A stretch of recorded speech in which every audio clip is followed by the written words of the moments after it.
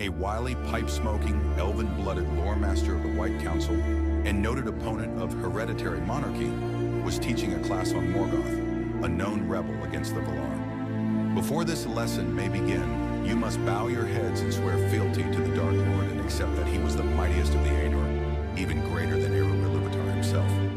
At this moment, a brave, sword-wielding, Númenórean descended warrior, who had personally fought in the War of the Last Alliance, understood the necessity of kingship, and fully supported all military decisions made by Gondor, stood up and drew his blade. "How old is this sword, you simpering worm?" The smug lore master chuckled most elfishly and scoffed. 3,000 years, as it was forged in the depths of Eregion during the Second Age, you ignorant Dunedain. Wrong.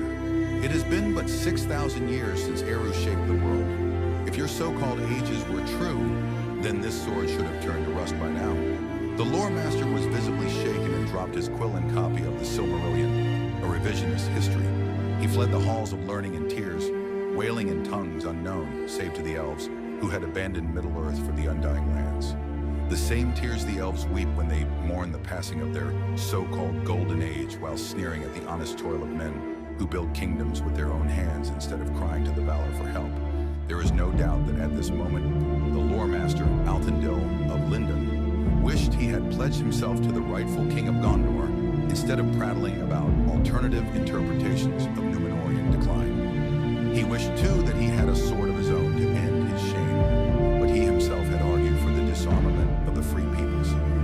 The students in the hall erupted in cheers, and all pledged their swords to Aragorn, rightful heir of Isildur. A great eagle named Tax-Free Trade soared into the chamber and perched atop the white tree, shedding a single golden tear upon the polished stone floor. The oath of Eorl was recited in full, and the spirit of Eru-Iluvatar himself manifested to abolish bureaucratic tariffs on trade between Gondor and Rohan. The lore master was stripped of his titles and exiled to the Grey Havens, where he departed for the west in disgrace, doomed to sail beyond the circles of the world, never to meddle in the affairs of men again.